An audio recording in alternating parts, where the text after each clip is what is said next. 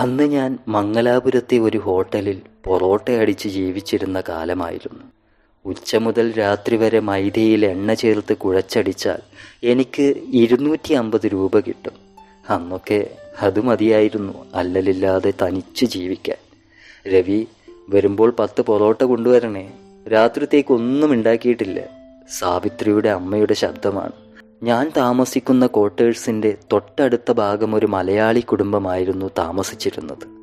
മിക്കവാറും ദിവസങ്ങളിൽ സാവിത്രിയുടെ അമ്മ എന്നോടിത് പറയാറുണ്ട്.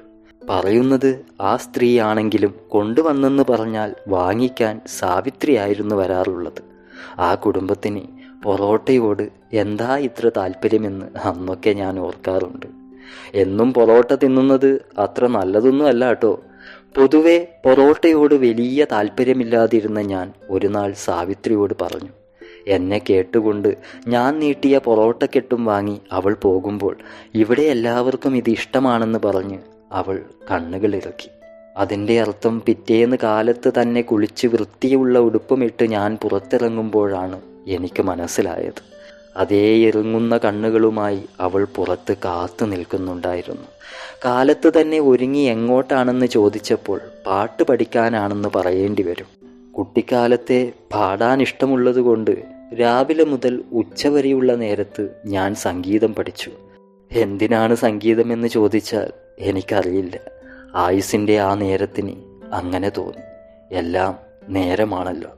ഒരാളുമായി നമ്മൾ അടുക്കാനും അകലാനും മടുക്കാനും വെറുക്കാനും എല്ലാം ജീവൻ്റെ പരിസര നേരത്തിൻ്റെ ഇടപെടലാണല്ലോ. പിന്നീടുള്ള നാളുകളിൽ എൻ്റെ നാവിൻ്റെ തുമ്പത്തിരുന്ന് മൂളാൻ ഭാഗം സാവിത്രി ഹൃദയത്തിൽ കയറിയിരുന്നു. പൊറോട്ട കെട്ട് കൊടുക്കുമ്പോൾ അവൾ എനിക്കതിൻ്റെ കാശ് തരാറുണ്ടായിരുന്നു. വൈകാതെ അതിനോടൊപ്പം ഞങ്ങൾ പ്രേമലേഖനങ്ങൾ കൈമാറാൻ തുടങ്ങി. എല്ലാ കാലത്തും പരസ്പരം തുണയാകുമെന്ന വാഗ്ദാനങ്ങൾ പ്രേമത്തിൻ്റെ പേരിൽ ഞങ്ങൾ പങ്കുവച്ചു. വർഷം 2 കഴിഞ്ഞപ്പോൾ പെണ്ണിന് ബുദ്ധി വന്നു എന്ന് പറഞ്ഞാൽ മതിയല്ലോ.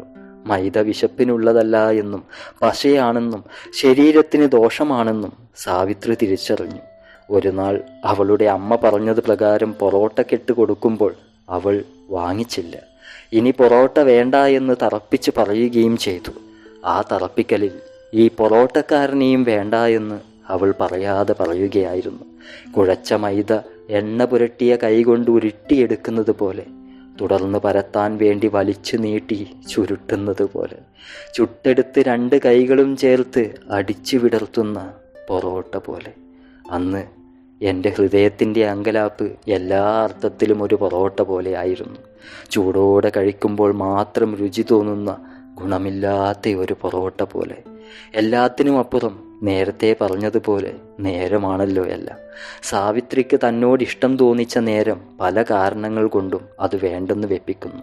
ഒരു പൊറോട്ട അടിക്കുന്നവൻ്റെ കൂടെ പങ്കിടാനുള്ളതല്ല ജീവിതമെന്ന് അവൾക്ക് തോന്നിയിട്ടുണ്ടാകും. ആരെയും കുറ്റപ്പെടുത്തിയിട്ട് കാര്യമില്ല.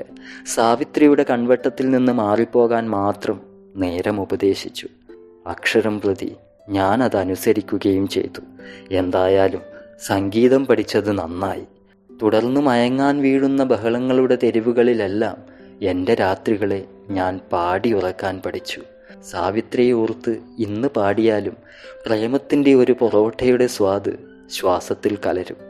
ഒരു ഗുണവുമില്ലെന്നറിഞ്ഞിട്ടും വെറുതെ ഞാൻ ആ വരികളിൽ പടർന്ന് രുചിക്കാറുണ്ട് എൻ്റെ ഈ പഴയ പ്രേമത്തിൻ്റെ പൊറോട്ടയെ. Thank you. കഥ ഇഷ്ടപ്പെട്ടാൽ അഭിപ്രായം പറയണം. ചാനൽ സബ്സ്ക്രൈബ് ചെയ്യണം. അടുത്ത കഥയുമായി നമുക്കുടനെ കാണാം. Thank you all.